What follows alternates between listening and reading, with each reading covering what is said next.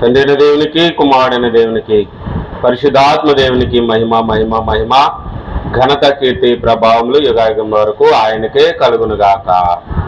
ఆమేన్ ఆమేన్ ఆమేన్. అందరికీ మరణాత మరణాత మరణాత. ప్రభు మిమ్మల్ని మీ కుటుంబాలను దీవించి ఆశీర్వించి వర్ధలు చేయను గాక.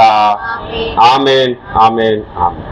దేవుని స్తుతించుడి, ఎల్లప్పుడు దేవుని స్తుతించుడి, దేవుని స్తుతించుడి, ఎల్లప్పుడు దేవుని స్తుతించుడి. ఆయన పరిశుద్ధ ఆలయమందు, ఆయన పరిశుద్ధ ఆలయమందు, ఆయన సన్నిధిలో, ఆయన సన్నిధిలో ఎల్లప్పుడు దేవుని స్తుతించుడి. చదువుకుందాము. సామెతల గ్రంథము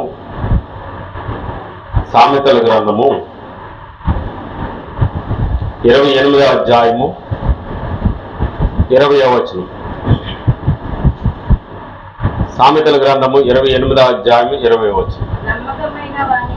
నమ్మకమైన వానికి దీవెనలు మెండుగా కలుగును. ప్రభు అయిన యేసుక్రీస్తు నామమును బట్టి ప్రభువా నీకే వందనాలు, నీకే కృతజ్ఞతాస్తుతులు చెల్లిస్తూ ఉన్నా. వాక్యమైన తండ్రి, మాతో మాట్లాడండి. మీ సన్నిధి ఆత్మను మాతో ఉంచి మీ ఆత్మ నడిపింపు మాకు దయచేయమని, ఈ నమ్మకమైన వానికి దీవెనలు మెండుగా కలుగునన్న మాటను బట్టి మేము దీవించబడినట్లుగా నీ సన్నిధిలో ఆశీర్వాదం పొందినట్లుగా సహాయం దయచేయమని యేసు నామములో అడుగుచున్నాను పరమ తండ్రి. ప్రియమైన దేవుని బిడ్డలారా, ఈరోజు మనము సామెతల గ్రంథము 28వ అధ్యాయము 20వ వచనములో నుంచి మనము మాట్లాడుకొనిచున్నాం. అది ఏమిటి అని అంటే, నమ్మకమైన వారికి దీవెనలు మెండుగా కలుగును. ఏ విషయంలో మనము నమ్మకమైన వారిగా ఉండాలి, ఏ విషయంలో మనకి దీవెనలు కలుగుతాయి అనేటువంటి విషయాలను మనం చూసినప్పుడు, మొట్టమొదటిగా దేవుని పట్ల నమ్మకత్వం కలిగి ఉండాలి. ఎవరి పట్ల అంటే దేవుని పట్ల నమ్మకత్వం. ఏంటి దేవుని పట్ల నమ్మకత్వం? చాలా మంది దేవుని పట్ల నమ్మకత్వం మేము దేవునికి చాలా, బయట వాళ్ళు అలాగనుకుంటారు, క్రైస్తవులు అలాగనుకుంటారు, దేవుని నమ్మని వారు కూడా మేము చాలా మంచి వాళ్ళము, నమ్మకమైన వాళ్ళము అని అనుకుంటారు. కానీ వారి గురించి మనకు అనవసరం. కానీ ఈ రోజున మన గురించి మనం మాట్లాడుకోవాలి. దేవునికి స్తోత్రం. ఎవరి గురించి మాట్లాడాలి? మన గురించి మనమే మాట్లాడుకోవాలి. చాలా మందికి ఇతరుల గురించి మాట్లాడడం చాలా అలవాటు అవుతుంది. అవునా? వాడు చెడ్డవాడు, వాడు అలాంటోడు, వీడు ఇలాంటోడు అని అంటాం. కానీ మనం ఎలాంటి వాళ్ళమి అనేది ఒకసారి మనమే ఏం చేయాలంట? పరీక్షించుకోవాలి. కొరింథీ పత్రిక 11వ అధ్యాయంలో ఉంటుంది. ఏమనంటే, తనను తాను పరీక్షించుకోవాలి అనే మాట ఉంటుంది అక్కడ. ఏంటంట? ప్రతి వాడును తనను తాను పరీక్షించుకుని ఎక్కడికి చేరాలి? ప్రభు సన్నిధిలో, ప్రభు యొక్క సహవాసంలోనికి, ప్రభు యొక్క రొట్టె వెర్చడానికి, ప్రార్థన చేయటానికి మనము పరీక్ష చేసుకోవాలంట అక్కడికి వచ్చి.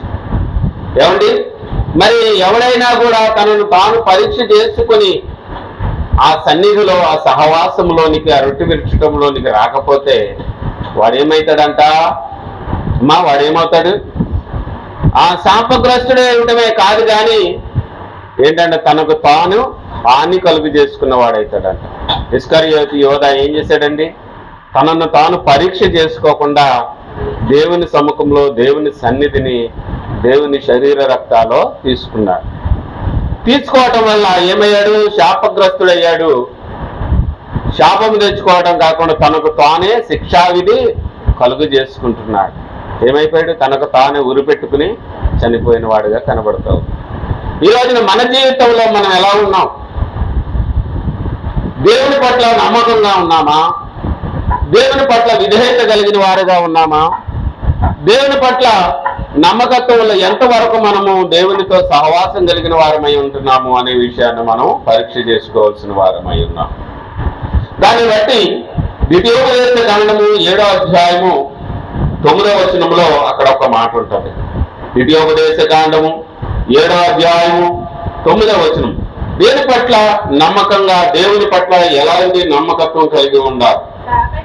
కాబట్టి నీ దేవుడైన యెహోవా తానే దేవుడనియు తన్ను ప్రేమించు తన ఆజ్ఞలను అనుసరించు నడుచుకుని వారికి తన నిబంధనను స్థిరపరచువాడును 1000 తరముల వరకు కృప చూపువాడునై నమ్మదగిన వాడు దేవుడనియు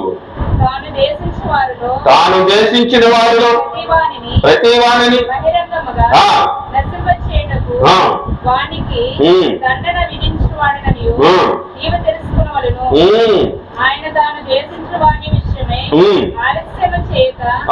ఆయన దేవుడట తను ప్రేమించిన వారికి, తన ఆజ్ఞలు గైకున్న వారికి 1000 తరములకు ఆయన ఏం చేస్తాడట?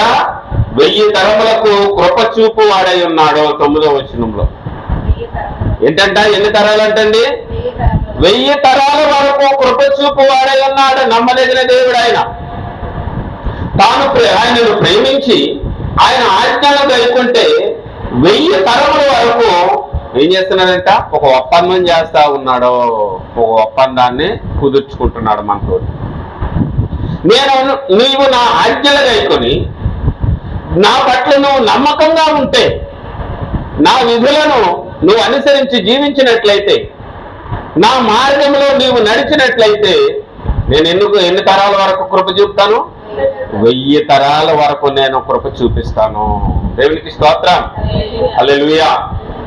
మీ తాత వాళ్ళ నాన్న పేరు చెప్పండి అమ్మా. మీ తాత వాళ్ళ నాన్న పేరు మాట్లాడరమ్మా. మీ తాతయ్య కదా. మీ అమ్మ వాళ్ళ నాన్న ఉన్నారు కదా, వాళ్ళ నాన్న పేరు చెప్పు కొంచెం. మీ అమ్మ వాళ్ళ నాన్న పేరు మీ అమ్మ వాళ్ళ నాన్న పేరే తెలియదు చాలా మంది, కొంతమంది. అవునా? వాళ్ళ నాన్న పేరు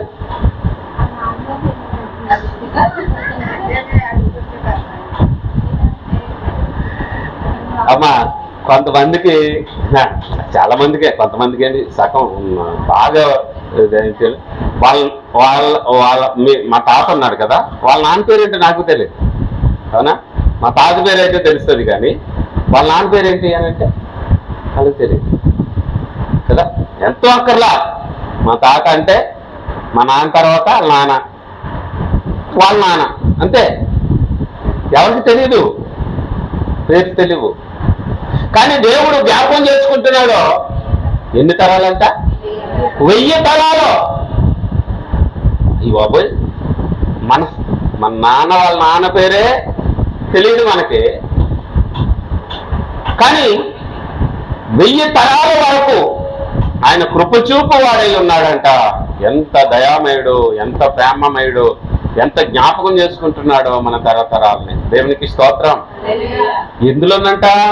కొంచెంలో నమ్మకంగా ఉంటే, దేవుని పట్ల నమ్మకంగా కొంచెముగా ఉంటే ఏంటంట? ఆయన 1000 తరాల వరకు ఆశీర్వాదాలు ఇస్తాడంట. కీర్తన 31వ కీర్తన 23వ వచనం. 31వ కీర్తన 23వ వచనం.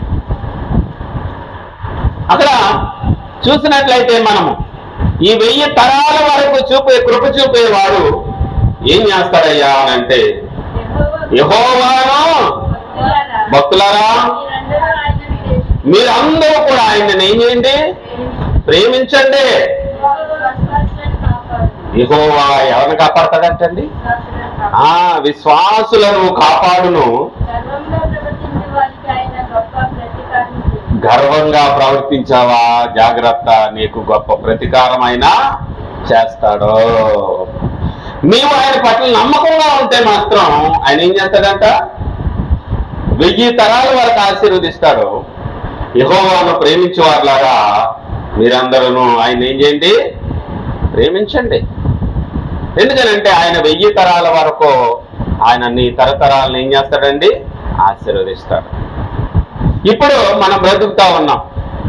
ఇప్పుడు మనం మాత్రమే బ్రతకడానికే మనం సంపాదించుకుంటున్నామా అమ్మా? మనం మాత్రమే బ్రతకడానికి మనం సంపాదిస్తున్నాం. ఏదైనా సంపాదించితే, ఏదైనా తట్టినా, ఏదైనా చేసినా ఎవరికి?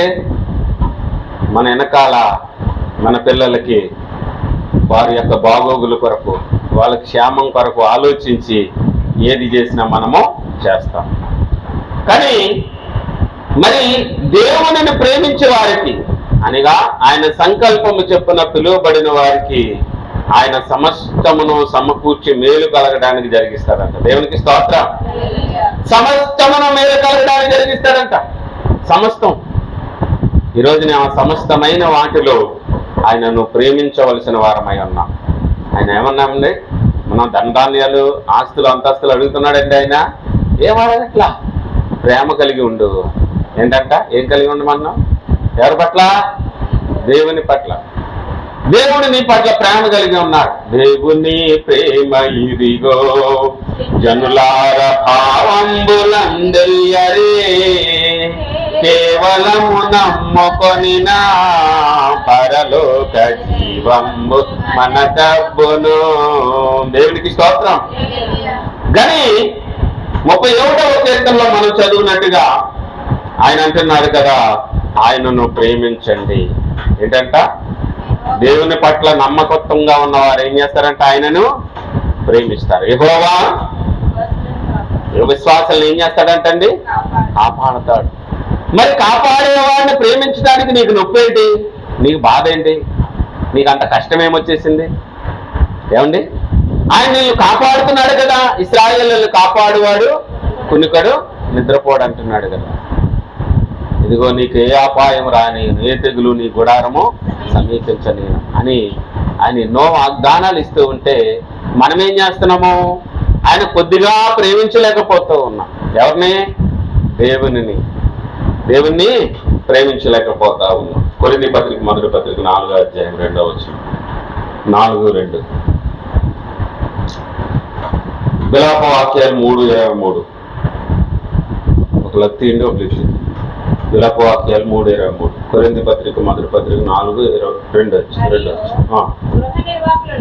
గృహ నిర్వాహకులలో ప్రతివాడును నమ్మకమైన వాడై ఉండుట ఆవశ్యము.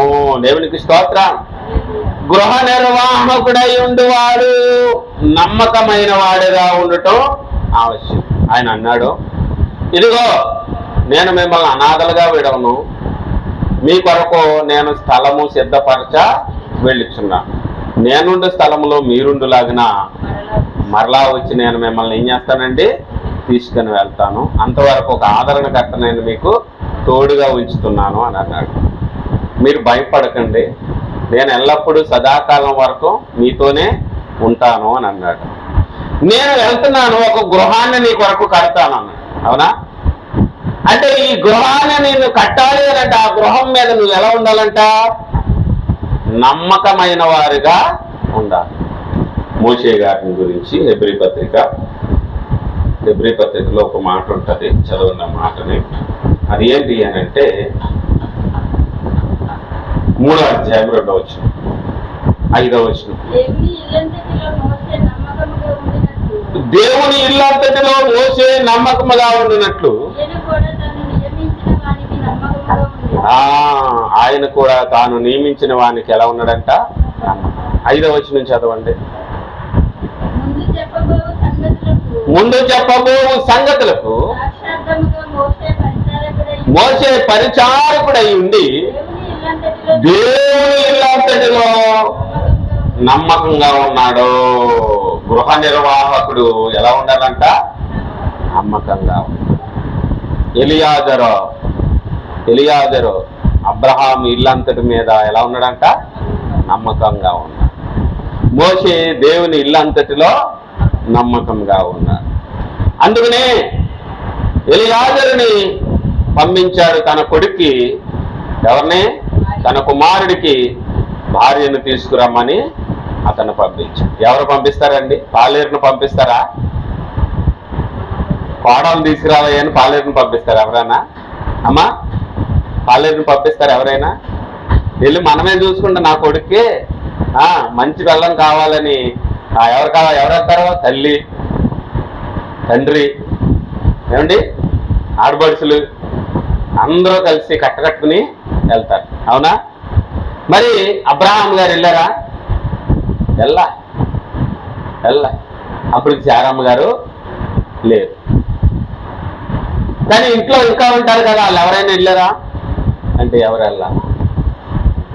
ఎవరు వెళ్ళారంటే నమ్మకమైన వాడు అప్పుడు ఉన్నాడు, ఇంట పుట్టినవాడు. ఎవరండి? ఎవరు? అమ్మా ఎలియాజరు ఒక్కడే వెళ్ళాడు. దేవునికి స్తోత్రం, హల్లెలూయా. వెళ్ళి తీసుకుని వస్తే ఇలాంటి దాన్ని తీసుకొచ్చావు, అలాంటి దాన్ని తీసుకొచ్చావు అని అన్నారా? అలా దేవుడు నన్ను నడిపించాలని అతను ప్రార్థన చేశాడు. అతను ప్రార్థనాపరుడు. దేవునికి స్తోత్రం. అతను ఎలా ఉన్నాడంట?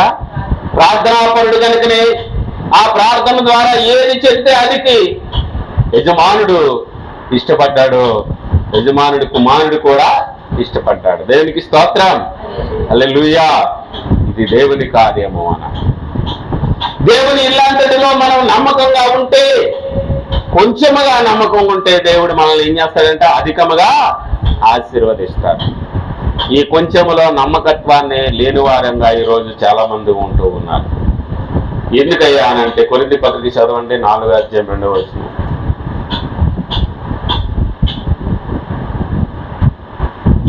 మొదటి కొరింథీ పత్రిక 4:2. మరియు గృహ నిర్వాహకులలో ప్రతివాడు నమ్మకమైన వాడై ఉండుట ఆవశ్యకము.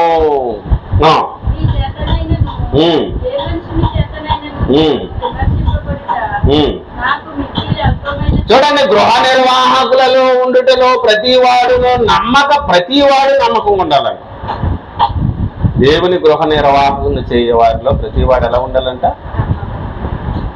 దేవుని గృహ నిర్వాహకం అంటే ఏంటి? దేవుని సన్నిధి. దేవుని సన్నిధి అంటే ఎక్కడుందే? ఎక్కడో ఉందా? నీ హృదయమే దేవుని సన్నిధి. అవునా? నీ హృదయంలో ఆయన నివాసం చేస్తాడు. ఆయన మనమేమో అక్కడెక్కడో ఉన్నాడని పరిగెడుతున్నాం, ఇక్కడెక్కడో ఉన్నాడో ఖర్జూర పండిస్తున్నాడని ఆడి దగ్గర పరిగెడుతున్నాం, అంజూర పండిస్తున్నాడని ఇంకొకటి దగ్గర పరిగెడుతున్నాం, ద్రాక్ష పండిస్తున్నాడని నేను కూడా ద్రాక్ష పండిస్తాను రండి అన్నట్టు మొదలెట్టాలేము. ఇప్పుడు అమ్మా ద్రాక్ష పండు అయితే తక్కువ ఖర్చు అవుతుంది, అంజూర పండు అయితే ఎక్కువ ఖర్చు అవుతుంది. ద్రాక్ష పండు అనుకోండి గుర్తుకి ఏమొస్తాయి? బోళ్ళని వస్తాయి. ఓ గుర్తుకు అన్నామంటే అందరికి వెళ్ళిపోతాయి. ఒక్కో పండు తీసి ఇస్తే సరిపోద్దా? గేటేకమే బాగుంటది కదా. అలాగా జనాల్ని ఎలా మరిపిస్తున్నారంటే కొండకి తిప్పంట కొండల మీద వదిలేస్తారంట. ఎక్కడుందో ఇర్మియా గ్రంథంలో ఉంటారు. ఏం చేస్తున్నారంట? జనులంట, విశ్వాసులంట ఏం చేస్తున్నారంటే సేవకులు కొండకి తిప్పి కొండల మీద వదిలేస్తున్నారంట. కొండకంటే ఇదిగో పలానా ఊళ్ళో పలానా రోజున పలానా ఎక్కి నడుతున్నాం, అక్కడ వచ్చేయండి. పలానా రోజున పలానా తణుకులో పెట్టేస్తున్నారు రండి, పలానా తాడేపల్లిలో పెడుతున్నారు రండి, పలానా ఏలూరులో పెడుతున్నారు రండి, తిప్పుతున్నారనమాట. అక్కడ జనాలు బోళ్ళంత మంది, అమ్మాయి బోళ్ళంత మంది వచ్చారు. బోళ్ళంత మంది నేను ఎత్తి మీద వేసుకుంటావా? బోళ్ళంత మందిని నేను ఎత్తి మీద వేసుకుంటావా ఏంటి? పోనీ ఆ బోళ్ళంత మంది నిన్ను ఏమన్నా పరలోకం తీసుకెళ్తారా? అమ్మా వాళ్ళందరూ నేను పరలోకం తీసుకెళ్తారా? అవివేకం అన్నమాట ఇది. వీళ్ళ అస్థిరులు, స్థిరమైన వారు కాదు. స్థిరమైన తత్వం ఉండదు వాళ్ళలో, స్థిరత్వం ఉండదండి. స్థిరులు కాని వారే అట్టట్ట తిరుగుతూ ఉంటారు, స్థిరులైన వారు ఒక చోటే ఉంటారు. అందుకనే దేవుడు అన్నాడు, స్థిరులను కదలని వారై ఉండండి మీరు. అవునా? మీరేమై ఉండాలంట? గృహ నిర్వాహకములో అందరూ నమ్మకంగా ఉండాలంట. అవునా అమ్మా? అవునా కదా? ఇర్మియా గ్రంథము 50:6 చూడండి. అక్కడ అంటాడు కదా, జనులు అంటే ఆ ప్రజలు త్రోవ తప్పిన గొర్రెలుగా ఉన్నారు. వారి కాపరులు కొండల మీదకి వారిని కొండల మీదకు తోలుకొని పోయి వారిని త్రోవలు తప్పించారు. జనులు కొండకు వెళ్ళొచ్చు తాము దిగవలసిన చోటు మర్చిపోయారంట. దిగవలసిన చోటు ఏంటి అమ్మా? రైల్వే స్టేషన్కి వెళ్తాం, రైలు ఎక్కుతాం, విజయవాడలో దిగాలి. విజయవాడలో దిగడం మర్చిపోయి కూర్చొని ఉన్నాం అనుకో, విజయవాడ ఎవరైనా వచ్చారండి దిగండి అన్నారనుకో, అది చెప్తాడు అనుకుని కూర్చున్నాం అనుకో, మర్చిపోయావు నువ్వు ఎక్కడ దిగాలో, ఎక్కడ ప్రయాణం చేస్తున్నావు మర్చిపోయావు. ఎందుకని? ఈ స్టేషన్లు ఎన్నో స్టేషన్లు తగిలినాయి మధ్యలో, ఆ స్టేషన్ల పేర్లు అన్నీ విన్నావు, కానీ అన్ని పేర్లు అన్నా కానీ ఈ పేరు దిగాల్సిన పేరు మర్చిపోయావు. విజయవాడలో దిగాలి కానీ దిగలేదు. ఎక్కడ పోతుంది? గుంటూరు వెళ్ళిపోద్ది. గుంటూరు నుంచి ఇంకెక్కడికో పోద్ది, ఇంకెక్కడి నుంచి ఎక్కడికో పోద్ది. అక్కడికి వెళ్ళాక గుర్తొస్తుంది అనమాట, నేను ఎక్కడ దిగాలి అనేది. కానీ నీ కొండని తిరిగి ఏమవుతున్నారంట? దిగాల్సిన చోటు మర్చిపోతా ఉన్నారు. అందుకనే తెలివిని గల్లిగించు నన్ను దివ్యగా వెలిగించు, నీ కలిగిన భాగ్యములన్నిటినీ నా కంటికి చూపించు. అమ్మా దేవుడు ఏమన్నాడు? తిరిగి అక్కడ తిరిగి ఇక్కడ తిరిగి అన్నాడా? అన్నాడండి. నువ్వు ఎక్కడున్నావు అక్కడ ఏం చేయండి? హృదయపూర్వకంగా నన్ను ఏం చేయండి? హృదయపూర్వకంగా నన్ను ఆరాధించు, ప్రేమించు, అప్పుడు నేను నీకు కనబడతా, నీతో మాట్లాడతాను. ప్రేమ ఉండదండి ఇలాంటి వాళ్ళు. ఏముంటది? ప్రేమ ఉంటుందా? అక్కడికి అక్కడ తిరిగే వాళ్ళు ఏముండదండి? ప్రేమ ఉండదు. అందుకనే ప్రేమ కలిగి సత్యము చెప్పచ్చు, స్థిరులుగా ఉండండి, కదలని వారుగా ఉండండి. అమ్మా ఇల్లు కట్టాము, అది కాసేపు ఇక్కడ కాసేపు అక్కడ ఉంటుందా? ఉంటే నీ ఇల్లు నీకు కనపడద్దప్పుడు? అమ్మా నీ ఇల్లు నీకు కనపడద్దా? అయ్యో మా ఇల్లు ఇక్కడ కింద కదా, ఇప్పుడు ఎక్కడికి పోయింది ఇది అని ఊరంతా వెతుక్కోవాలి నీ ఇల్లు కోసం. అవునా?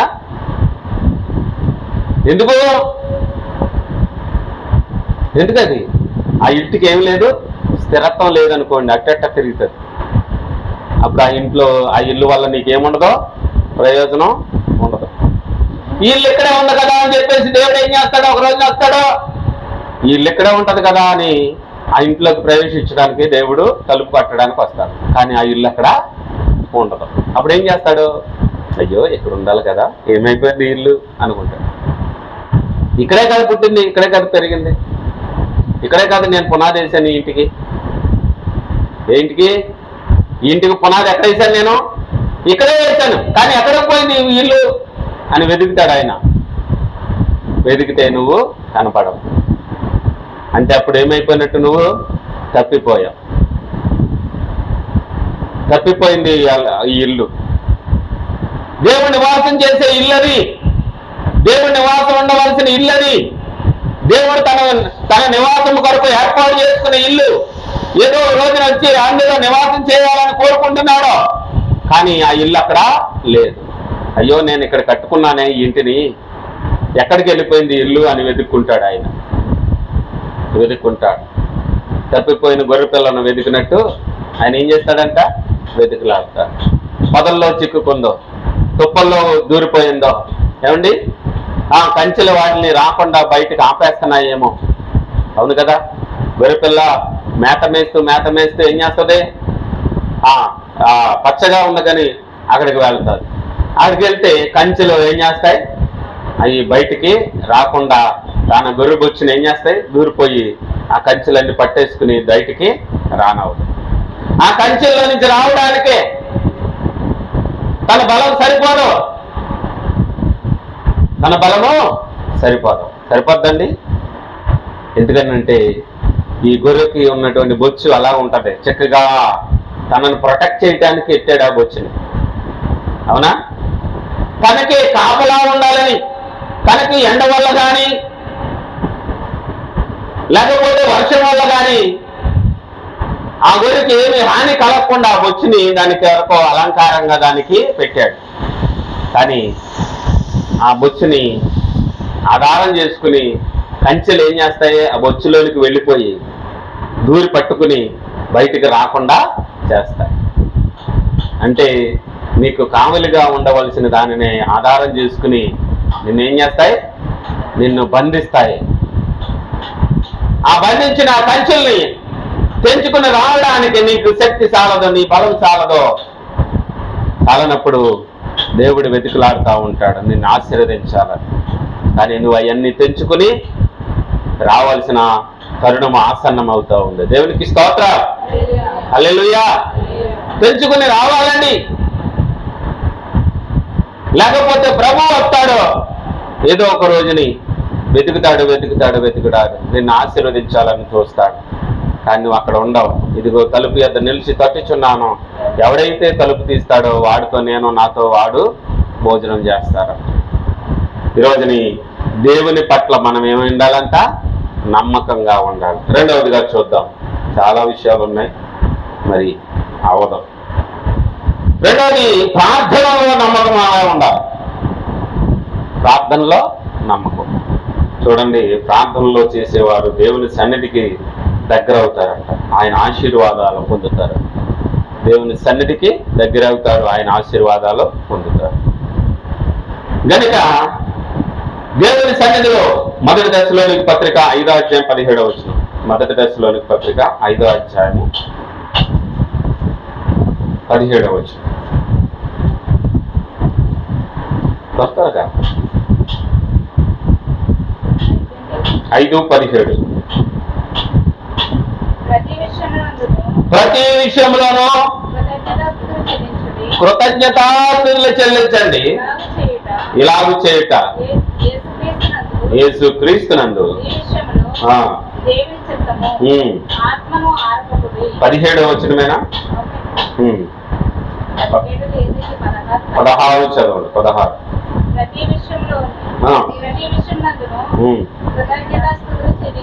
ప్రార్థన చేయండి అనే మాట ఉంది చూడపై 15. ఎవడనో కీడునకు ప్రతికీడి ఎవనికైనా చేయకుండా చూచుకున్నది. మీరు ఒకరి ఎడల ఒకడును మనుషులందరి ఎడలను ఎల్లప్పుడూ మేలైన దానిని అనుసరించి నడుచుకున్నది. ఎల్లప్పుడూ సంతోషంగా ఉండండి, ఎడతెగక. చూడండి, ఎల్లప్పుడూ సంతోషంగా ఉండండి, ఎడతెగక. మీరేం చేయండి? ప్రార్థనలో మనం ఏం చేయాలంటే నమ్మకంగా ఉండాలి. దీనిలోనంట ఎల్లప్పుడూ మనం ఏం చేయాలంటే మనం ప్రార్థన. ఈరోజున ప్రార్థన తక్కువైపోతే సాతానుగాడు చెలరేగిపోతాడు. ఈ విషయం మనం గమనించాలి. ప్రార్థన తక్కువైతే సాతానుగాడు చెలరేగుతాడు, ప్రార్థన ఎక్కువైనా కూడా చెలరేగుతాడు. ప్రార్థన ఎక్కువైనా ప్రార్థన ఆపడానికి ఏదో రకంగా చెలరేగుతాడు. కానీ దాన్ని దేవుడు ఆశీర్వాదంగా మనం మారుస్తాడు కొన్ని సందర్భాల్లో. దేవునికి స్తోత్రం, హల్లెలూయా. ప్రియులారా, ఇక్కడ ఎల్లప్పుడూ అన్ని విషయాల్లోనూ, అన్ని సందర్భాల్లో, అన్ని సమయాల్లోనూ మనం ఎలా ఉండాలంట? ప్రార్థన మానకూడదు. ఈ లోకంలో ఎన్నో ఉంటాయి ఆటంకాలు, అడ్డులు ఉంటాయి, ఇబ్బందులు ఉంటాయి, ఇరుకులు ఉంటాయి. కానీ అన్నిటినీ ఛేదించుకుని వచ్చేయాలంట ప్రార్థన. దేవునికి స్తోత్రం, హల్లెలూయా. యోనా ఎక్కడ ప్రార్థన చేశాడు? వాళ్ళు అక్కడ ప్రార్థన చేసే సందర్భం అది. అక్కడ ప్రార్థన ఎలా వస్తుంది? ఎక్కడున్నాడు? అలా అనుకూలత ఉంటుంది అక్కడ ప్రార్థన చేయడానికి. మనం అనుకుంటాం, అయ్యో ఇవాళంతా ఎండగా ఉంది, రేక్ షెడ్డు ఏమవుతుంది, ఫ్యాన్ ఉండదు, కరెంట్ లేదు, మనకి అనుకూలత ఉండదు, అక్కడ చెమటలు పట్టేస్తే ప్రార్థన ఏం చేస్తాంలే మానేద్దాం అనుకుంటాం కదా. మరి యోనాకి ఏ ఫ్యాన్ ఉందా అమ్మా? ఏసీ ఉందా? ఆయనకి ఫ్యాన్ ఉందా అమ్మా? పోనీ కనీసం కూర్చోడానికి కుర్చీ ఉందా ఆయనకి? యోనా గారికి కనీసం బరకమేమన్నా ఉందా? చేప గడుపులో ఏమన్నా వేసింది బరకం? ముందు బరకాన్ని మింగి తర్వాత యోనా గారిని మింగిందా? అక్కడ ఏముంటుంది? నాసు, జిగురు. అవునా? జిగురు, నాసు. ఈరోజు కూడా అంటే యోనాను కక్కిన చోట అంట విమానాలు వెళ్తూ ఉంటే చేదు వాసన వచ్చేస్తాయంట, నీసు వాసన అంటూ ఉంటారు కొంతమంది. ఫ్లైట్లు వెళ్తూ ఉంటే ఆ ఏరియాకి వెళ్ళేదానికి కొంతమందికి వామిటింగ్స్ అయిపోతాయంట ఆ వాసన. అంటూ ఉంటారు. నాకైతే తెలియదు అనుకోండి, కొంతమంది అంటూ ఉంటారు. వీళ్ళరా అంత నాసులు, అంత నీసులు అక్కడ ఉండి నేను ఏం చేస్తున్నాను అంటున్నాడు, నా దేవుడైన యెహోవాకు నేను మొరపెడుచున్నాను అని అంటాడు. దేవునికి స్తోత్రం. రెండవది యోబు గారిని చూడండి. ఏమంటే ఆయనకి ఏమన్నా అనుకూలత ఉందా అసలు? యోబు గారికి ప్రార్థన చేసేటటువంటి పరిస్థితి ఉందా ఆయనకి? అసలు నోటి మాట పలికేటటువంటి స్థితిగతి ఏమన్నా ఉందా? అసలు ఓ పక్కన పిల్లలు చచ్చిపోయారు అందరూ, ఓ పక్కనేమో భార్య తిడుతుంది, దేవుడా అంటావు ఎందుకు నువ్వు, దేవుడు నీకు ఏం మేలు చేశాడని తిడుతుంది. ఓ పక్కన స్నేహితులందరూ తిడుతున్నారు. స్నేహితులందరూ ఆయన మీద నువ్వేదో తప్పు చేసి ఉంటావు, నువ్వేదో పాపం చేసి ఉంటావు, నువ్వేదో అపరాధం చేసి ఉంటే దేవుని దగ్గర ఒప్పుకో అని పొల్లలెట్టు కొడుతున్నట్టుగా మాట్లాడుతున్నారు. లేకపోతే నీకెందుకు వస్తాయి ఇలాంటివన్నీ? అంటే చాలా మందికి మనతో ఉంటారు కానీ మన గురించి తెలియదండి వాళ్ళకి. మనతో ఉంటారు కానీ మన గురించి వాళ్ళకే తెలియదు. కొంతమంది నువ్వేదో ఒక తప్పు చేశావు, నువ్వేదో పాపం చేశావు, అందుకనే నువ్వు వర్ధలుతలేదు, అందుకనే నువ్వు దీవించబడతలేదు, అందుకనే నువ్వు ఆశీర్వదించబడతలేదు అనుకుంటారు, అందుకనే నీకు ఈ కీడు అంత, అందుకనే నీకు ఈ నష్టం అంట, ఎప్పుడు చేసి నువ్వు ప్రార్థన చేయను అని అనుకుంటా ఉంటారు. కానీ ప్రార్థన చేసేటువంటి స్థితి ఉంటుంది, ప్రార్థన చేసే సందర్భం ఉంటుంది. ఆ సందర్భంలో మనం ప్రార్థన చేస్తాం. దేవునికి స్తోత్రం. దేవునికి తెలుసా నేను తెలీదండి. కానీ ఒక పక్కన భార్య సూటిపోటు మాటలు మాట్లాడుతుంది, ఒక పక్కన స్నేహితులు సూటిపోటు మాటలు మాట్లాడుతున్నారు, ఒక పక్కనే పరిస్థితులు అనుకూలత లేవు, బిడ్డలు చనిపోయారు, ఇల్లులు కోల్పోయినాయి, పనుల్ని చంపేశారు, పొలాలు అవన్నీ కోసుకుని పట్టుకెళ్ళిపోయారు, ఆవులు పశువులు మందలన్నీ చచ్చిపోయినాయి, ఏమీ లేవు, ఒంట్లో మందలన్నీ చచ్చిపోయినాయి, అన్నీ పోయినాయి, ఎతికిపోయారు. కొంతమంది శత్రువులు వచ్చి పక్క ఊరు వాళ్ళు, పక్క ప్రాంతం వాళ్ళు వచ్చి వీళ్ళ మీద పడి పని వాళ్ళందరినీ చంపేసి ఒక్కొక్కడు మిగులుతాడు. అయ్యా మన పంట పొలాలన్నీ కోసిపోయారు, అందరినీ చంపేశారు, మన వాళ్ళందరినీ, మన పని వాళ్ళందరినీ చంపేశారు, నేను ఒక్కడనే పారిపోయి వచ్చాను ఇదిగో అంటున్నాడు ఈ సమాచారం చెప్పడానికి. అయ్యా పశువులు మేపుతుంటే వాళ్ళు ఎవరో వచ్చి మన వాళ్ళందరినీ చంపేసి ఆ పశువులన్నింటిని తోడుకెళ్ళిపోయారు, అందరినీ చంపేసి నేను ఒక్కడనే మిగిలాను అని ఒకడు వచ్చి చెప్తాడు. అయ్యా నీ బిడ్డలందరూ చచ్చిపోయారు, నన్ను పనులు కూడా చచ్చిపోయారు అందులోనే, నేను ఒక్కడనే మిగిలానని ఒకడు వచ్చి చెప్తాడు. ఒకే రోజున ఒకే గంటలో ఇన్ని అనార్థాలు జరిగితే ఇంకా ప్రార్థన వస్తుందా మన జీవితంలో? కన్నీళ్లు తప్ప ఇంకేమైనా ఉంటాయా? దేవుని తిట్టడం తప్ప ఇంకేమైనా చేస్తాం మనం?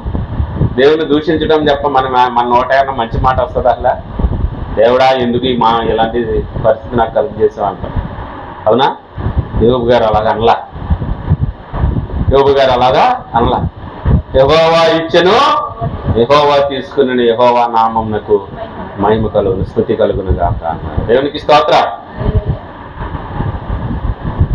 దేవుడు మేలు కలుగు చేస్తే, ఆశీర్వాదం ఇస్తే తీసుకోవడానికి యోగ్యులమే కానీ ఒకవేళ కీడు వస్తే దానికి తీసుకోవడానికి యోగ్యులం కాదా అని అడిగాడు. అవునా? మరి అలాంటప్పుడు ప్రార్థన చేయగలుగుతామా? కానీ ఆయన ప్రార్థన చేశాడు, దేవా నీకు స్తోత్రాలు, నేను పుట్టిన తోటనే ఎలాగున్నానో నీకు అన్నీ నీకు తెలుసు, నా ప్రార్థన నీకు తెలుసు, నేను ఎలా ఉంటున్నా కూడా నీకు తెలుసు. ఇదిగో అందరూ కూడా నన్ను నానా మాటలు అంటున్నా, నేను తిరిగి వారిని నేను ఒక మాట అయినా కూడా అనను. ఎందుకంటే నా నోటితో నేను ఎప్పుడూ కూడా నేను ఎవరిని నేను దూషించలేదు, నేను ద్వేషించలేదు, కానీ నీ మీదే నేను ఆనుకున్నాను అని.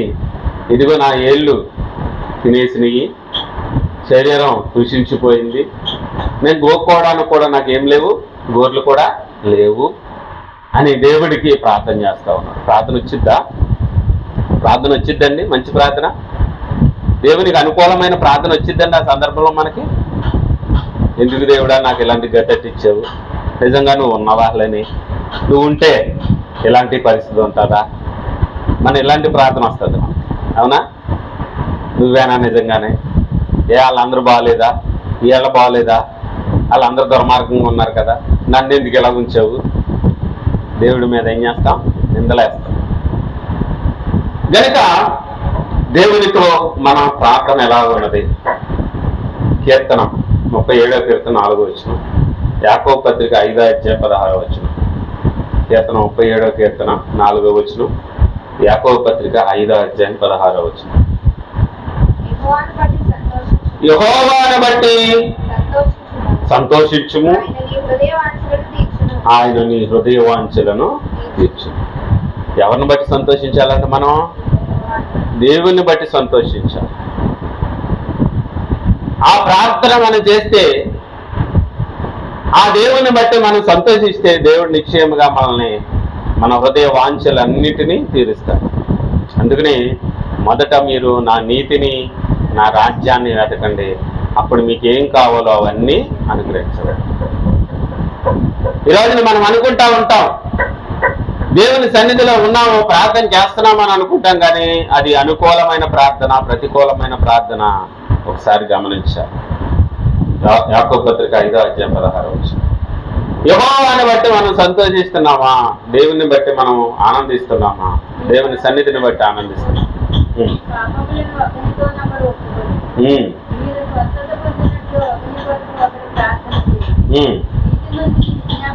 నీతిమంతుని ప్రార్థన విజ్ఞాపన మనపూర్వకమైనదై బహుబలము కలిగినదై ఉండును.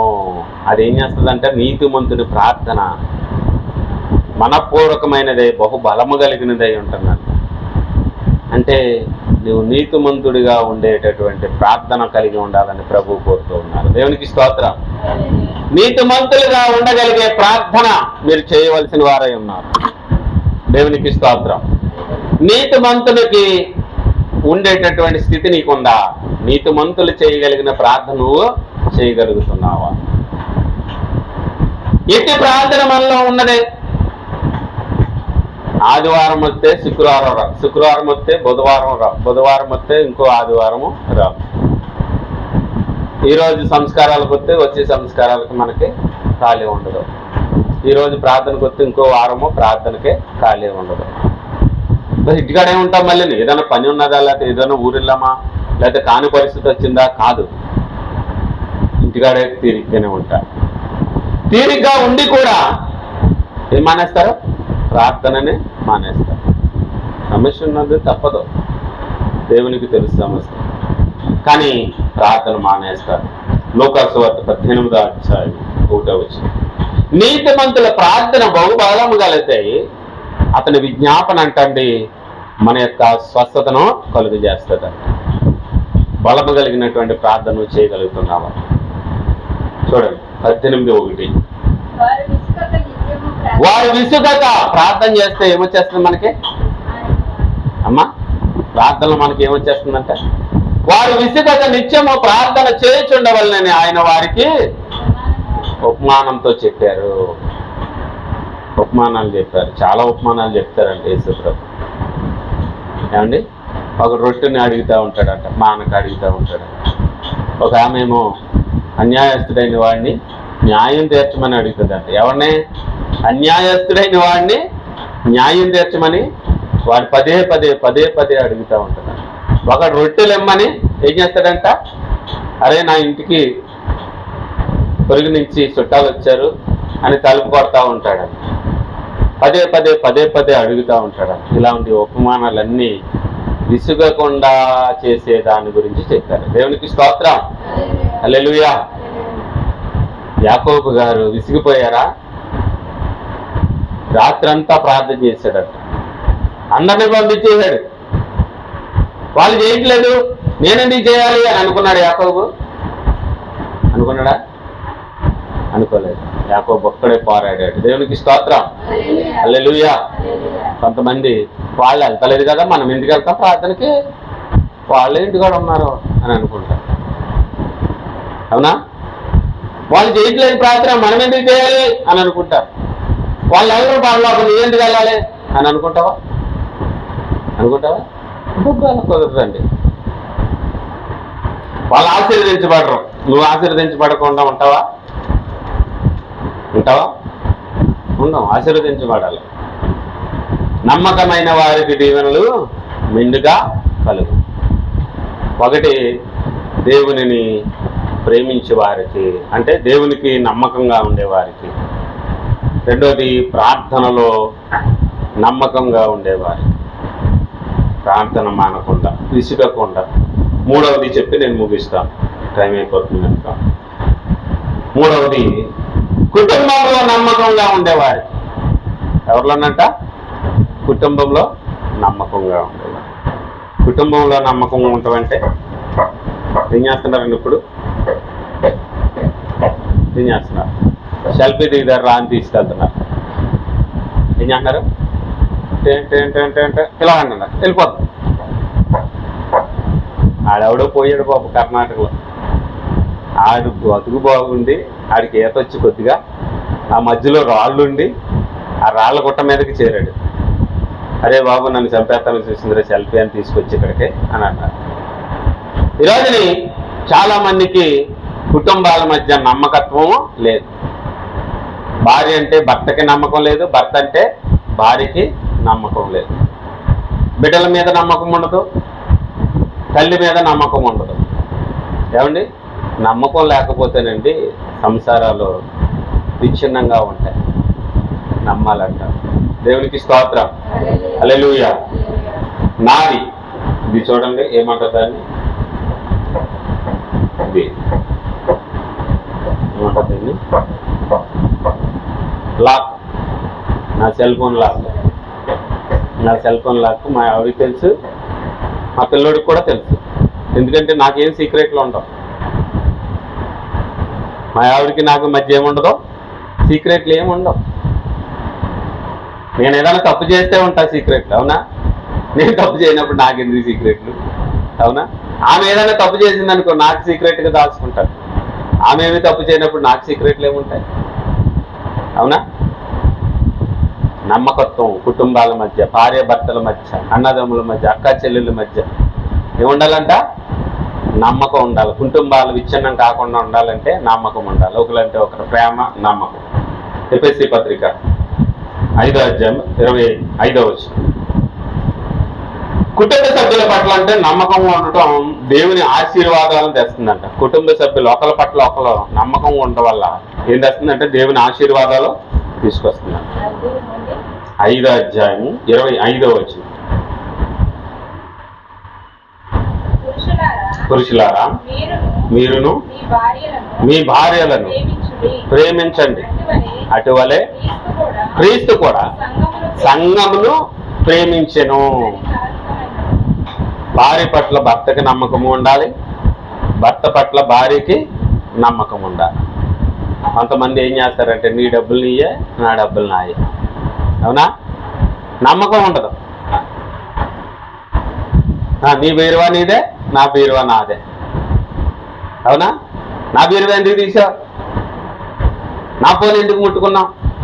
ఈ మధ్య కాలంలో పార్ట్నర్స్లో చూస్తున్నారు, హోటల్కి వెళ్తారు, ఫోన్ అక్కడ పెట్టుకుని టిఫిన్ చేస్తూ ఉంటారు.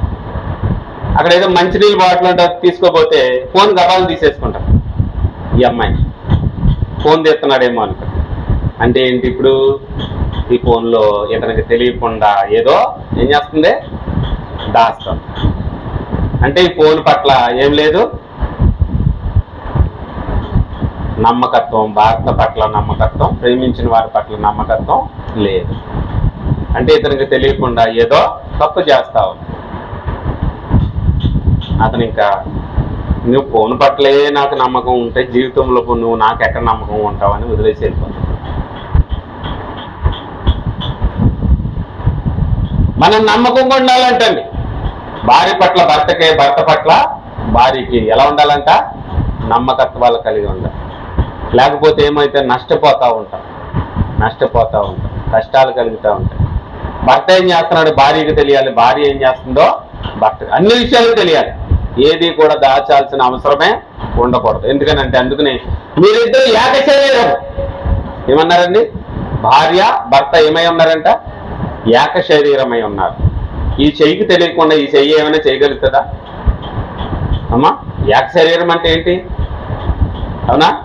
ఒకే శరీరం కదా. ఈ కన్నుకి తెలియకుండా ఈ కన్ను ఏమైనా చేయగలుగుతుందా అమ్మ? చేయగలుగుతుందా? ఈ కాలుకి తెలియకుండా ఈ కాలు ఎక్కడికైనా వెళ్ళగలుగుతుందా? మరి ఏంటి? భార్యాభర్తలు ఈ రోజు నీ కుటుంబాలు విచ్ఛిన్నం కావడానికి కారణాలు ఈ కదా? కుటుంబాల మధ్య కలహాలకు రావడానికి కారణాలు ఈ కదా? కుటుంబాలు విచ్ఛిన్నం అవడానికి కారణాలు ఇయే కదా? భర్తకు తెలియకుండా భార్య ఏదో చేయటం, భార్యకు తెలియకుండా భర్త ఏదో చేయటం, తద్వారా కుటుంబాల మధ్య అనుమానాలు రావటం. డ్రమ్ముల్లో ముక్కలు ముక్కలుగా చేసి ఏం చేస్తున్నారు? అందులో పాతి పెట్టడం. ఈ మధ్య కాలంలో ఒకడు ఏం చేశాడంట, చంపి ఎంతో రోజులు లేదంట, చంపి ఏంటిది బెడ్ కింద పెట్టేసి వెళ్ళిపోయాడు తాళం వేసి. వాసన వస్తుందని పక్క వాళ్ళు చెప్తే పోలీసులు కంప్లైంట్ చేస్తే అద్దలు కొట్టి చూస్తే అప్పటికే వారం రోజులైందని చెప్పేసి. కారణము ఒకరి పట్ల ఒకరు నమ్మకము లేకపోవడం, ఒకరి పట్ల ఒకరు విధేయత లేకపోవడం, విచ్ఛిన్నం అవటానికి కారణాలు. వాడు పోలీసు సంపన్నుడు ఆయన సుఖంగా ఉంటాడా? ఎక్కడికన్నా వెళ్ళి పారిపోయాడు, పారిపోయినాడు దొరకకుండా ఉంటాడా? జైలు పాలు ఏదో రోజున మర్డర్ చేసిన వాడికి యావజ్జీవ శిక్ష లేకపోతే ఉరి శిక్ష పడుతుంది. ఈ రెండిట్లో ఏదో ఖచ్చితంగా పడుతుంది. అయితే ఉరి శిక్ష లేదంటే యావజ్జీవ శిక్ష, ఈ రెండిట్లో ఏదో పడుతుంది. ఈ రెండూ కాకుండా వేరే శిక్ష ఏముండదు ఇంకా చంపినోడికి. ఆ రెండే పడతాయి. ఒకటే ఆ తీవ్రతను బట్టి ఉరి శిక్ష, లేదు యావజ్జీవ కారాగార శిక్ష. ఇప్పుడు చంపాడు, నమ్మకంగా ఉన్నాడా? లేడు. ఆవిడున్నదా? లేదు. ఈడు పట్ల ఆవిడ పట్ల ఈడికి నమ్మకం లేదు. ఏమయ్యారు ఇప్పుడు? తన జీవితం నాశనం చేసుకున్నారు, ఈడి జీవితం కూడా నాశనం చేసుకున్నారు. ఏమైనా సుఖపడిన దాఖలాలు ఏమైనా ఉంటాయా? జాగ్రత్తగా ఉండండి. పురుషులారా, క్రీస్తు సంఘమును ప్రేమించినట్లు మీరును మీ భార్యలను ఏం చేయండి? ప్రేమించబద్దులై ఉన్నారు. ప్రేమించండి అలా. ఎందుకనంటే సంఘము కొరకు క్రీస్తు తన ప్రాణాన్ని పెట్టాడు. సంఘం కొరకు క్రీస్తు ఏం చేశాడంటండి? తన ప్రాణాన్నే పెట్టాడు. సంఘం కూడా క్రీస్తుని అలాగనే ప్రేమించిందంట. దేవునికి స్తోత్రం. తన స్వరక్తం ఇచ్చి సంపాదించుకున్న సంఘము అని అన్నాడు. అది మచ్చైనను మడతైనను కళంకమైన అట్టిది ఏదైనా లేకుండా ఉండవాలని క్రీస్తు సంఘాన్ని ప్రేమించాడంటండి. అలాగ శుద్ధి చేశాడంట. దేవునికి స్తోత్రం. భార్యలు కూడా మచ్చైనను ముడతైనను కళంకమైన అట్టిది ఏదైనా లేకుండా తాను ప్రేమించినటువంటి భర్తకు లోబడి ఉండాలి. ఇది నమ్మకత్వం. దేవునికి స్తోత్రం. సంఘము క్రీస్తు సంఘానికి నమ్మకంగా ఉన్నట్లుగానే మనం నీ భర్తకిని నీ భార్యకును నువ్వు అలాగన నమ్మకంగా ఉండవు. సామెతల గ్రంథము 31వ అధ్యాయము 10వ వచనం. సామెతల గ్రంథం 31వ అధ్యాయం 10వ వచనం. గుణవతి అయిన భార్య దొరుకుట అరుదు, అటుది ముత్యము కంటే అమూల్యమే. మనం ముత్యంలాగా ఉన్నావా? ఆల్చెప్లాగా ఉన్నామా? అమ్మా, మన నోరు తెరిస్తే ఆల్చెప్ తెరిచినట్టే. అమ్మా, నోరు వేసుకుని పడిపోతారు. ఆల్చెప్లాగా అంతలా నోరు తెరుతున్నాం ఏంటి అంటారు. అవునా? అంటారా? అవునా? అందులోనే ముత్యం ఉంటుంది. ఆల్చెప్పల్లోనే ఏముంటుంది? ముత్యం ఉంటుంది. కానీ ఆ నోటి లోపల ఏముండాలంటే మన మాట ముత్యాలుగా ఉండాలన్న మాటలో. దేవునికి స్తోత్రం. అవునా? ఆ మాట్లాడితేనే ముత్యాలు రాలినట్టు ఉంటాయండి అంటారు. అవునా?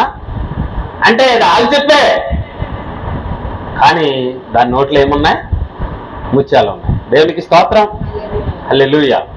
మీ నోట్లో ముత్యాలు ఉన్నాయా? ముదిరాష్ట్రపు మాటలు ఉన్నాయి. ఏమున్నాయి? మన నోట్లో ముత్యాలు లాంటి మాటలు రావాలంట. గుణవతి అయిన భార్య దొరుకుట అరుదు, అటు ముత్యము కంటే అమూల్యమైనది. అమూల్యమైన వారుగా ఉండాలంట. దేవునికి స్తోత్రం. హల్లెలూయా. ద్వితీయోపదేశ కాండము 6వ అధ్యాయం 7వ వచనం. ద్వితీయోపదేశ కాండము 6వ అధ్యాయము 7వ వచనం.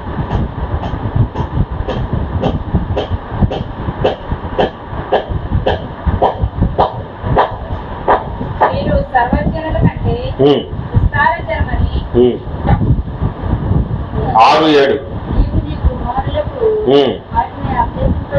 నీవు నీ కుమారులకు వాటిని అభ్యసింపజేసి త్రోవను నడిచినప్పుడును పండుకున్నప్పుడు లేచినప్పుడు వాటిని గురించి మాట్లాడాలి. వీటి గురించి సూచనగా వాటిని నీ చేతికి దేవుని వాక్యాన్ని గురించి మాట్లాడాలి. లేవరా లేవరా ప్రార్థన చేయరా అని మాట్లాడాలి. కానీ దేవుని వాక్యాన్ని చెప్పాలి. కానీ టైం అయిపోయింది లేదు, స్కూల్కి వెళ్ళవా, అయ్యేవా, అవి చేయవా, ఈ కథ ముందు మాట్లాడేది. మనం లేచి ప్రార్థన చేసుకోమ్మా అని నెమ్మదిగా మనం చెప్పాలి. అందుకని మీ పిల్లలకు కోపం రేపొద్దు అని అన్నారు. ఏం రేపకూడదంట? కోపం రేపకూడదు. పిల్లలకి పద్దాకా వాళ్ళు సాధించకూడదు. 24 గంటల్లో చదవరు. మనం చదివామా 24 గంటలు? మా 24 గంటలు చదివితే ఎక్కడెందుకు కూర్చుంటాం మనం? ఏ ఢిల్లీలోనూ, బొంబాయిలోనూ, ఎక్కడో పూనాలోనూ ఎక్కడో ఉద్యోగాలు చేసుకుంటూ ఉంటాం. అవునా? లేకపోతే ఏఐఎస్లు, ఐపీఎస్లు అయిపోయి ఉండేవారు. మరి మనం చదువులేదు, కానీ వాళ్ళు మాత్రం తినేస్తారు అట్టుకొని.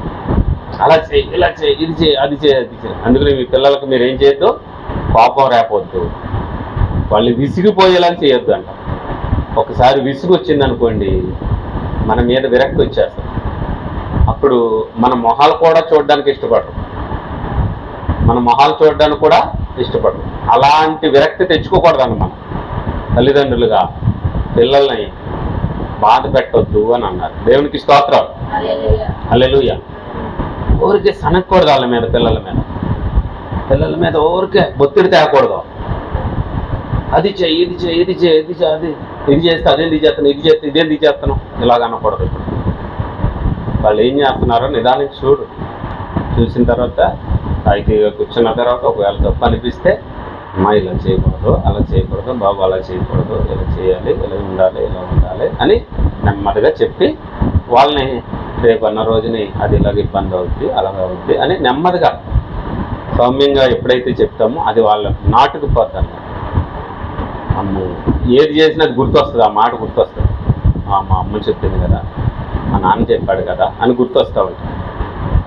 అంతేగాని నోరేసుకుని పడిపోతూ ఉంటా ఆల్చిప్పల్లాగా, నోరు తెచ్చి బెందల్లాగా.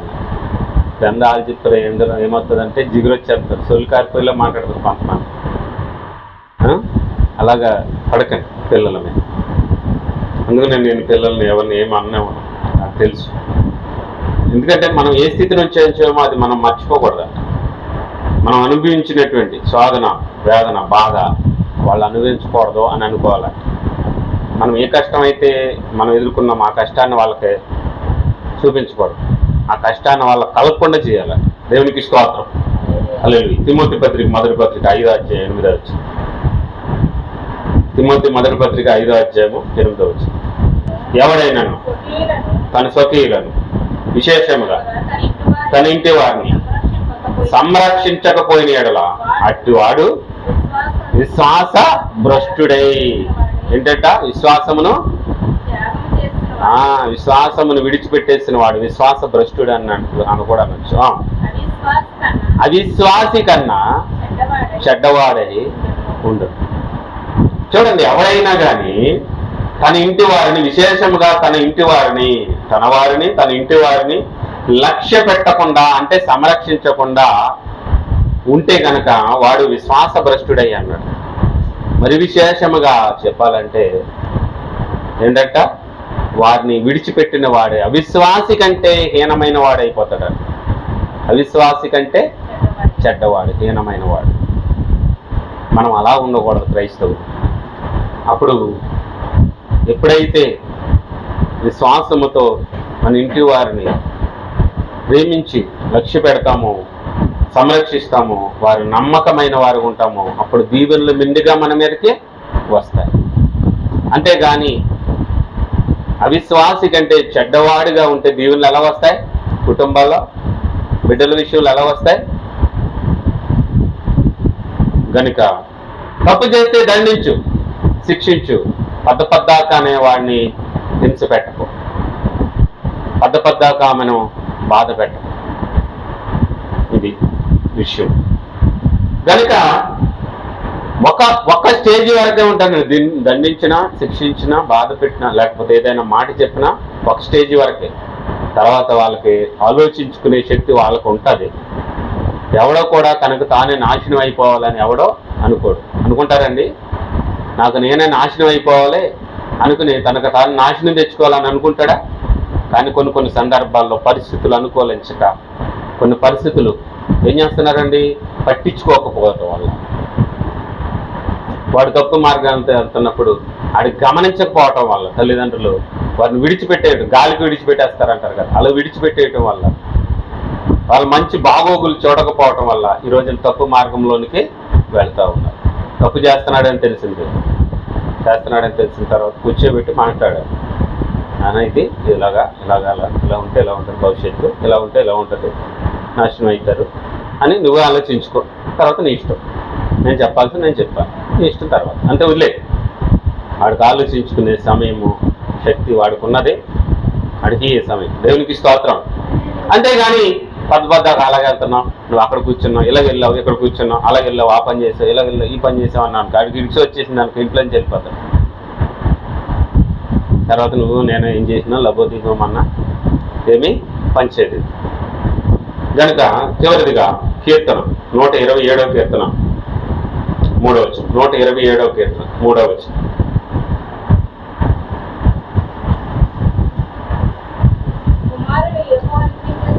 కుమారులు యెహోవాను గురించి స్వాస్యము, గర్భఫలం ఆయన ఇచ్చి బహుమానము.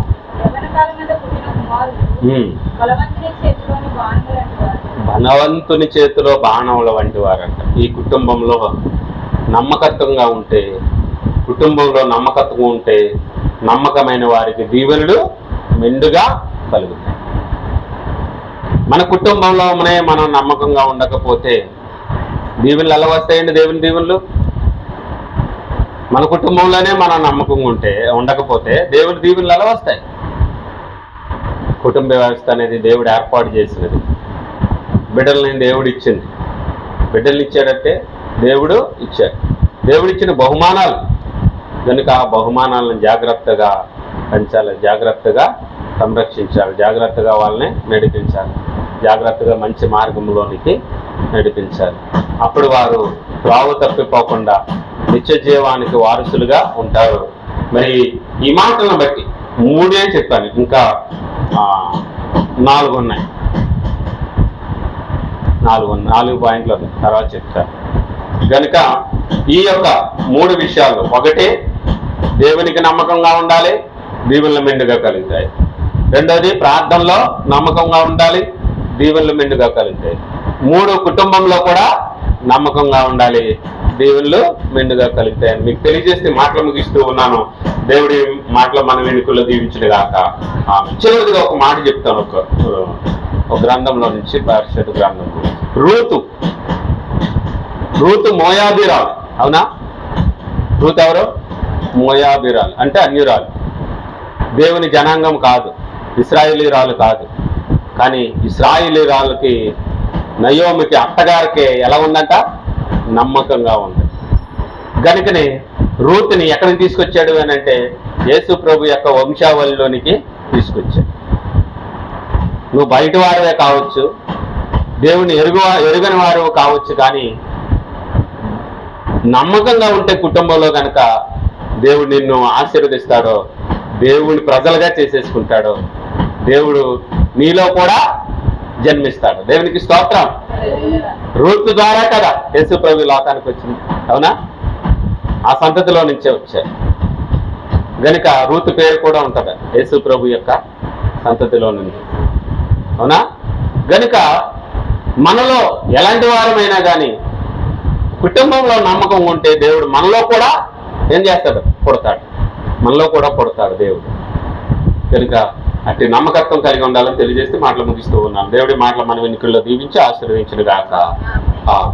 ప్రార్థన. ప్రేమగల తండ్రి, కృపగల యేసు ప్రభు, దయగల మా రక్షణ స్తోత్రాలు. నీ ప్రేమను బట్టి, నీ కృపను బట్టి నేను స్తుతిస్తూ ఉన్నాను. నమ్మకమైన వారికి దీవులు మెండుగా కలిగిన మాటను బట్టి నేను ప్రార్థన చేస్తూ ఉండగా, ఎట్టి దీవులు ఏ విధమైనటువంటి ఆశీర్వాదాలు మాకు కావాలో మీరు మాకు తెలియజేశారు. ఆయన నీ యందు మేము నమ్మకంగా ఉండాలి. మొట్టమొదటిగా ఆయన యెహోవా యందు నమ్మికించుము, అలాగ నమ్మికించిన వాడు కదలక నిత్యము నిలిచి సీయోను కొండ వల్లే ఉంటారు అని అన్నారు. అలాంటి నమ్మకమైన వారికి దీవెనలు మెండుగా కలుగునన్నారు కనుక అట్టి దీవెనలు ఆశీర్వాదాలతో మమ్మల్ని నింపండి. మీ రాజ్య వారసులు మీ చిత్తం నెరవేర్చి బిడ్డలు నన్ను మమ్మల్ని ఉంచండి. ఇప్పుడు వచ్చిన బిడ్డలను వారి కుటుంబాలను దీవించండి. వారి యొక్క కలిగిన సమస్యాన్ని ఆశీర్వదించండి. కృపాక్షేమంతో నింపండి. ఆరోగ్యాలు సుఖ సౌఖ్యాలు సంతోష సమాధానంతో నింపండి. మీ రెక్కల నీళ్ళ భద్రపరచండి. నిండైన మేలుడితో నింపి బలపరచండి. మీ రాజ్య వారసులుగా మీ చిత్తము నెరవేర్చి బిడ్డలుగా వీళ్ళ కుటుంబం నుంచి మాట చెప్పిన ప్రక్షిప్తం జరిగించండి. మొదటిగా నీ యందు నమ్మకం ఉండాలి, రెండవదిగా ప్రార్థనలో నమ్మకం ఉండాలి, మూడవదిగా కుటుంబాల్లో నమ్మకం ఉండాలి అని 3 విషయాలు మీరు మాతో మాట్లాడారు. ఇంకనూ అనేక విషయాలు ఉన్నప్పటికీ ఆయన మరొకసారి మేమందరం కలిసి ఇలాగ కూడుకుని ఆయన నీ మాటలు వినే భాగ్యాలు మా ఎల్లరికీ దయచేయమని, తద్వారా నడుచుకునే నీ మార్గంలో నీ సత్యంలో నీ జీవంలో నడుచుకునే భాగ్యాలు మా ఎల్లరికీ దయచేయమని, ఈ రాజ్య వారసులు నీ చిత్రం నెరవేర్చి బిడ్డలు నన్ను మమ్మల్ని నుంచి మాట చెప్పిన ప్రక్షేపం జరిగించిన జీవాధిపతి అయిన యేసు నామంలో అడిగి పెట్టుకుని ప్రార్థిస్తున్నాను పరమ తండ్రి. ఆమేన్. పరలోకమందున మా తల్లి నామం పరిశుద్ధపరచుకునిగా ఈ రాజ్యం వచ్చినగా నీ చిత్తం పరలోకమందు నెరవేర్చినట్లు భూమి అందు నెరవేరు. మనది ఆహారం నేడు మాకు దయచే మాడ ప్రార్థన చేసిన వారు మేము క్షమించిన ప్రకారం మా ప్రార్థన క్షమించు. మమ్మల్ని శోధనలోనికి తేక దృష్టికి తప్పించు. రాజ్యము శక్తి బలము మహిమ నిరంతరం మీరై ఉన్నారు తండ్రి. ఆమేన్. ప్రవేశ రక్తం జయం అపవాది క్రియలకు లై ప్రవేశ రక్తం జయం అపవాది క్రియలకు లై ప్రవేశ రక్తం సంపూర్ణ విజయం అపవాది క్రియలకు అనంతకాలం. హల్లెలూయా హల్లెలూయా హల్లెలూయా. స్తోత్రం స్తోత్రం స్తోత్రం. ఆమేన్ ఆమేన్ ఆమేన్. యెహోవా మిమ్మల్ని ఆశీర్వదించి మిమ్మల్ని కాపాడును గాక. యెహోవా తన సన్నిధి కాంతి మీ మీద ఉదయం చేసి మిమ్మల్ని కరుణించును గాక. యెహోవా తన సన్నిధి కాంతి మీ మీద ప్రకాశం చేసి మీకు సమాధానం కలుగజేయును గాక. మన ప్రభువైన యేసుక్రీస్తు కృప తండ్రి దేవుని ప్రేమ పరిశుద్ధాత్మ దేవుని యొక్క నిత్య సన్నిధి కృపా సమాధానం నిండుగా మెండుగా మన నెల్లరి మీద ఉండును గాక. ఆమేన్. నీకును నీ సంగమునకు నిత్యమును జయము జయము రక్షకానా వందనాలు శ్రీ రక్షకానా వందనాలు. ప్రభు వచ్చున్నారు. మరణాత మరణాత మరణాత. ప్రభు మిమ్మల్ని మీ కుటుంబాలు దీవించును గాక. అందరికి మరణాత. దేవుడు మిమ్మల్ని దీవించును గాక.